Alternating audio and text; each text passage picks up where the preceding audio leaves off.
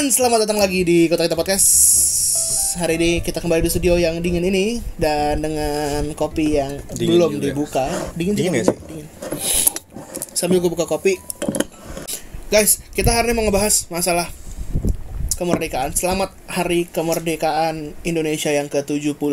Ini perayaan kita semua. Asik. Asik. Kita semua. Jadi apa yang hari ini lo mau bahas, Dri? Enggak, gue pengen bahas gimana caranya kita bukan gimana cara kita.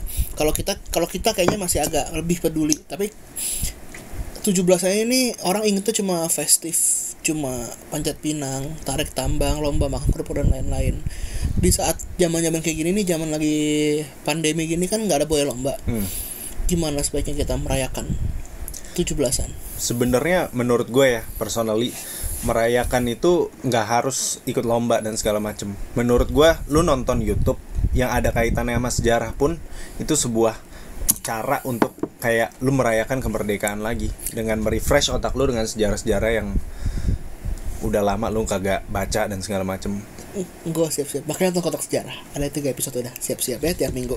Terus gue nggak mikir ke sana sebenarnya. Gue mikirnya kayak melawan lupa ya, Kompas TV. Metro TV. Iya atau apa kayak. Enggak, Jong. Kita punya program sendiri loh. Kita juga melawan lupa. Ya benar juga. Enggak salah. Itu bagus. Tapi itu simple. Emang simple itu bagus sih. Maksudnya karena hal yang bisa dilakukan dari yang paling kecil dulu. Menurut gue yang paling penting, sambil kita minum kopi, menurut gue orang kita harus lebih menghormati karya dan produk anak negeri. Satu itu. Terus menurut gue lagi, kalau orang kita tuh harus bangga jadi bangsa Indonesia. Setuju. Bangga itu tuh, makanya gue bilang bangga itu kan dimulai dari hal-hal yang paling kecil kan. Gitu. Kayak kita ngomongin kopi deh, karena dari tadi kita ngomongin kopi karena sambil minum kopi. Kayak sekarang kan lagi berjamur tuh tukang-tukang kopi yang kecil-kecil yang di jalan, yang bukan sepedahan, yang maksud gue yang kayak kopi ini, kopi itu, kopi apa gitu, yang namanya lucu-lucu itu kan gitu. Itu sebagai orang minum kopi sehari bisa 2-3 gelas. Itu lebih enak daripada kopi-kopi merek luar yang ada di Indonesia gitu. Kopi apaan sih by the way? Kopi apaan? Kopi apaan? Iya yang kayak gitu. Itu loh kopi yang kayak namanya kan ada anak-anak tuh, misalnya kopi Oh itu. Iya gitu-gitu kopi. Ya bukan berarti janji jiwa kenangan dan lain-lain, gue jawab aja. Ya udahlah, sebut aja bodo amat. Inilah. Ini juga enak. Iya, makanya ini kan juga lokal ya. Bijinya biji lokal kan. Biji lokal kan gitu. Even kayak merek-merek gede kayak Starbucks pun kan di luar negeri jual biji Indonesia. Gitu. Kenapa sih kita nggak bangga dengan merek-merek yang ada di kita sendiri? Gue bukannya anti asing, enggak juga, cuma boleh juga kali dibantu merek-merek lokal. Cuma sometimes kita emang harus lebih gimana ya, lebih bangga gitu loh jadi orang Indonesia. Betul. Makanya produk kita emang yang bagus ya. Gue nggak bilang lu yang harus pakai yang jelek dan segala macem. Kalau menurut lu bagus produk Indonesia, lu nggak bisa cap itu jelek gitu. Betul. Jangan lokal gitu. Gue jadi inget omong kita sama Chef Haryo waktu itu. Bisa lihat di channel kita podcastnya. Terus promo terus. Ingat nggak waktu dia bilang bahwa waktu dia di Indonesia dia sangat overseas minded. Iya. Tapi waktu dia keluar negeri dia menjadi lebih Indonesia. Iya, dia malah malu ketika di sana nggak bisa masakan Indonesia. Iya gitu, dan itu menurut gue berasa sih. Ada pernyataan akhir ini lagi ini. Kenapa kalau orang Indonesia di Indonesia sembarangan, tapi kenapa orang Indonesia saat dia pergi ke Singapura aja bisa rapi banget, bisa nggak buang sampah sembarangan, bisa nggak itu? Kalau menurut gue jawabannya budaya sih satu itu menurut gue. Yang kedua lagi adalah itu dia tidak respect sama negaranya sendiri. Siapapun orang itu ya yang begitu. Tapi kalau ngomong-ngomong budaya nih, lu pernah ke IKEA nggak? Pernah lah. Lu tahu kan di IKEA semua orang tuh bener-bener rapih bersihin makanannya. Iya. Habis mereka makan. Menurut gue itu kayak nggak usah lu jauh-jauh ke Singapura, lu ke IKEA aja lu udah bisa ngerasain budaya itu. Iya, cuma kan lucu ya, harus dipaksa dulu baru begitu ya. nggak ada kesadarannya. Tapi kayak kadang kalau kita masuk dalam satu lingkungan yang benar-benar gue yakin gitu, gue sama lu mungkin kalau makan di McD aja pasti kita nggak beresin sendiri. Iya, nggak usah McD di mana juga iya. Tapi kalau McD kan kalau fast food kan emang harusnya kita benerin beresin sendiri kan. Tapi kalau aturannya gitu ya, Dri? Iya, kalau di luar negeri fast food cuma beresin sendiri, naro di itunya, di Filipina enggak sih? Di Filipina enggak. Waktu gue ke Filipina ada yang muter-muter ngambil. Dan emang nggak ada sih tempatnya buat kita balikin. Tapi kalau di KFC kan tempatnya tong sampahnya atasnya ada tempat yang buat itu kan, tempat tray-nya. Itu kan sebenarnya buat kita buang sampah ke dalam terus kita taruh tray di atasnya. Oh iya, gue pernah lihat tuh. Iya di kan? McD Ion ada itu nih. Iya, semua McD ada, semua McD, semua KFC, semua kita sebutnya semua merek ada gitu. Dan itu tuh menurut gue harusnya kayak itu kan hal kecil ya sebenarnya. Kalau kita mau jadi serapih nggak usah Singapura. Kalau Singapura nggak bisa banding karena Singapura tuh negaranya kecil banget ya, luas negaranya tuh sempit kecil banget, jadi nggak bisa kita banding. Tapi kayak Malaysia aja yang gede bisa rapih gitu. KL tuh rapih banget. Kayak apa? KL tuh rapih banget. Nggak tahu, gue belum pernah sana.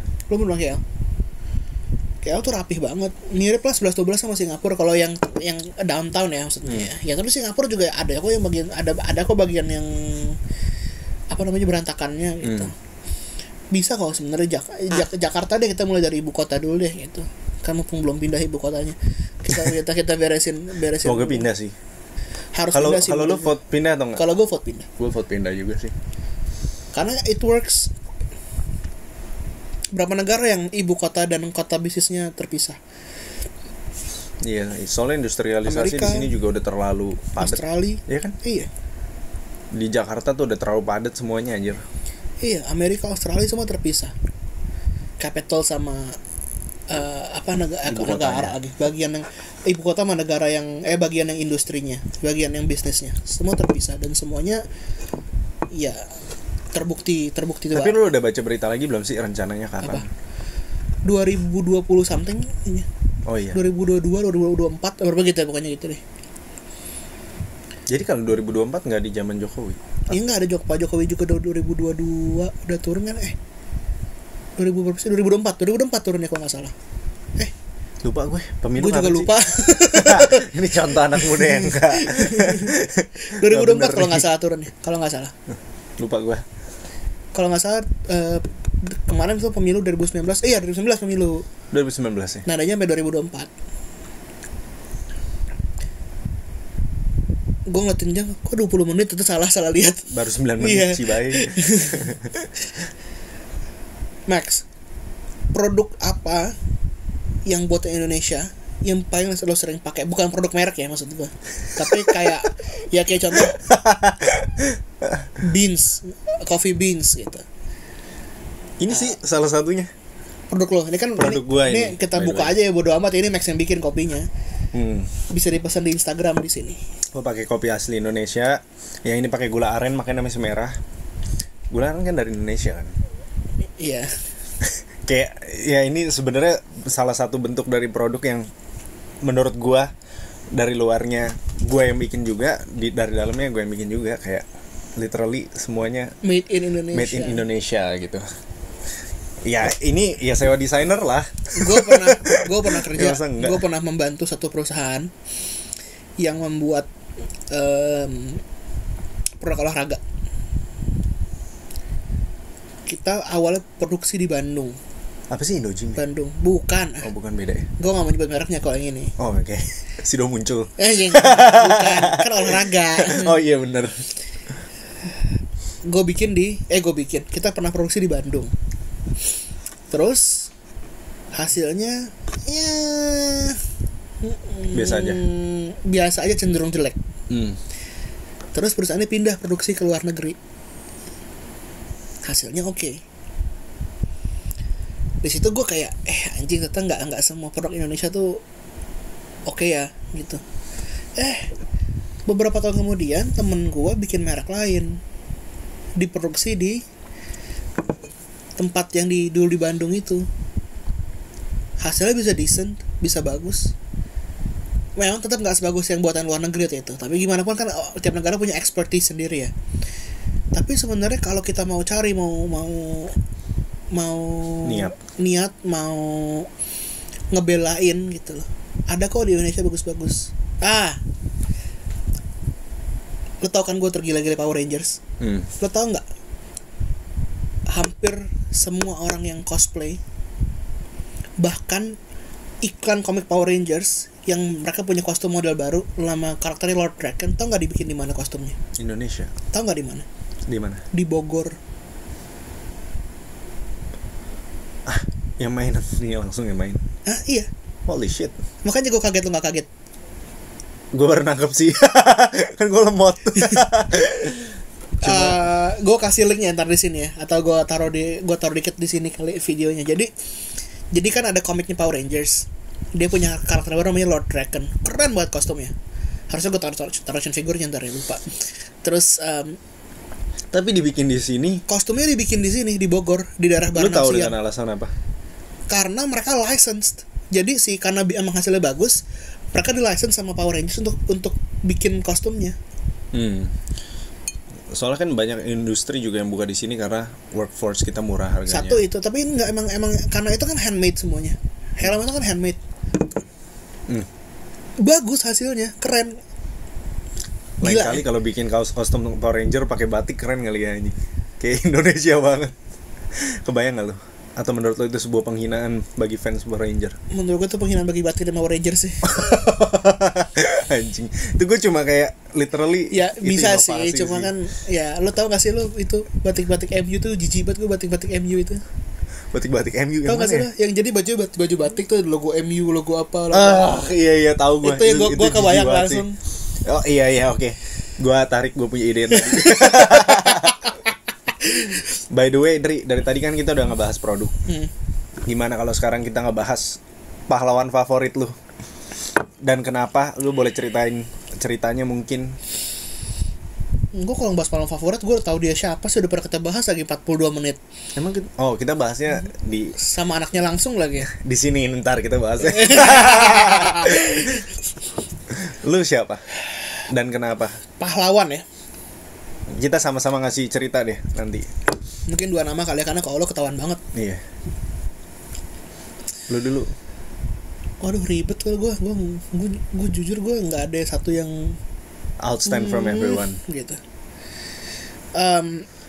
Oke. Mungkin yang agak halus dulu jawabannya. Gue jujur gue sangat salut sama Pierre Tendian. Karena? Iya. Karena ganteng ya. Jadi salah ya. Bukan. Ya ganteng oke lah ya, tapi ganteng kan subjektif ya.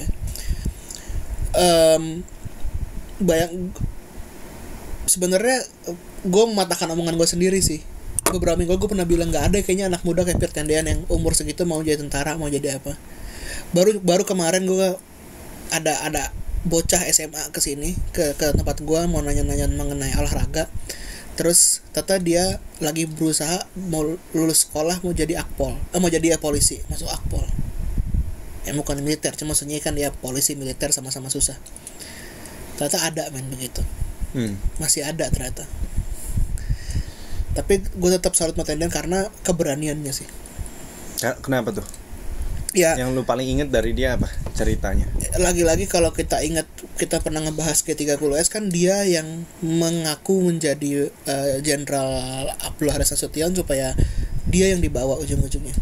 Kalau waktu dia nggak jadi dibawa kan ya udah mungkin pasukannya masih di situ kali nongkrong sampai ketemu atau gimana kan gitu loh. Terus dia dibawa, dia dibawa dalam keadaan hidup, dan akhirnya kan kalau dibawa dalam keadaan hidup sebelum mati disiksa dulu ya. Ya disiksa dulu. Pahlawan ada sih kedua sebenarnya, tapi mundurnya jauh nih, karena kita kalau ngebahas pahlawan tuh kan selalu ngebahasnya pra kemerdekaannya yang deket-deket ya, tahun 40-an, 40-an. Ada satu sih yang gue salut sebenarnya, yang gue ngefans dan menurut gue harus dijadikan figurir naikin lagi walaupun mukanya nggak jelas kayak apa. Siapa? Pati Gajah Mada. Oke, kenapa? Jauh ya? Iya. Zaman Nusantara tuh kayaknya. Iya. Kenapa? Ya bayangin men, dia ada yang membantu kerajaan, dia yang menggerakkan kerajaan Majapahit sehingga Majapahit bukan hanya wilayahnya itu sebesar Indonesia sekarang, tapi kan sampai Malaysia, sampai Kamboja, sampai mana itu milik Indonesia dulu waktu Majapahit. Kayak Jenghis Khan ya sih ya gitu. Iya. Ya Indonesia menjadi Indonesia ya salah satunya karena dia. Karena Majapahit. Karena zaman dia menjadi apa sih bilangnya tuh ya?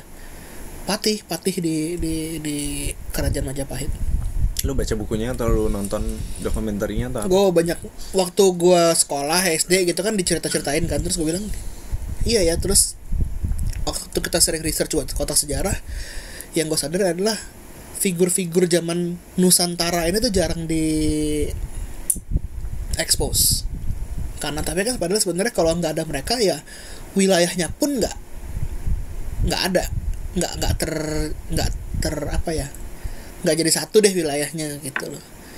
Dan setahu gue waktu Indonesia berubah, ini mundurnya majunya jauh lagi ya, dan mungkin udah bukan Majapahit.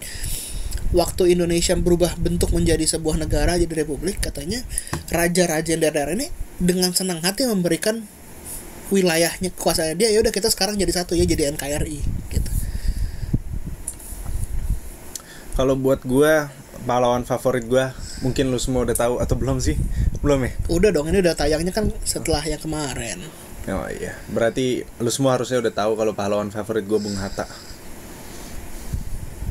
Tanya dong kenapa anjing. Oh iya. Kenapa Max?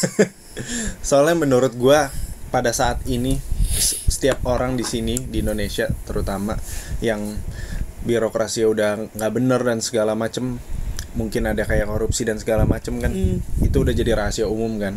Tapi pada kenapa gue bener-bener favorit gue tuh Bung Hatta, karena menurut gue Bung Hatta adalah salah satu orang yang bener-bener di dalam sejarah kita tuh orangnya jujur dan punya integritas.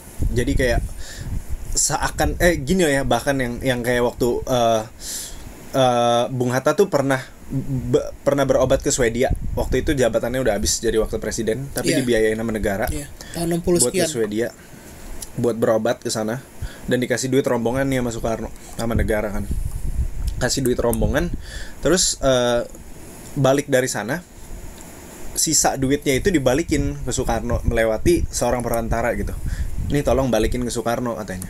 Waktu dibalikin, Soekarno bilang balikin lagi ke Hatta katanya. Itu udah punya Hatta katanya. Terus si Bung Hatta waktu dibalikin lagi bilang kayak gini, rakyat saya masih banyak yang butuh duit ini gitu. Jadi dia nggak seakan-akan menerima itu, padahal itu udah diberikan loh. Padahal pada saat itu dibilang Hatta tuh benar-benar berkecukupan, nggak juga. Karena waktu itu bahkan katanya hasil pensiunan Bung Hatta itu cuma habis dipakai 10 hari. Dan habis itu dia tuh nggak bisa bayar listrik sama air pump. Dan waktu itu gubernur pada saat itu Ali Sadikin kalau nggak salah ngedenger itu. Dan karena Hatta itu wakil presiden pertama, dikasih lah dia gratis biaya air dan biaya listrik seumur hidup. Itu buku apa yang ada? Itu kalau nggak salah di yang Bung Hatta di Mata Tiga Putrinya deh. Oh, oke, tandanya legit ya. Soalnya kan kalau kemarin kita ngomong Bu Haida kan dia bilang sebenarnya banyak hal yang seperti dilebih-lebihkan kalau dicerita aja mengenai gitu. Tapi ya kalau yang nulis di Mata Tiga Putrinya anaknya nulis. Ya, nggak lagi nggak? Udah, itu aja sih. Satu doang. Ya, oh iya, sama Bung Hatta tuh orang yang benar-benar. Maksud gue satu orang doang. Oh iya, satu orang doang.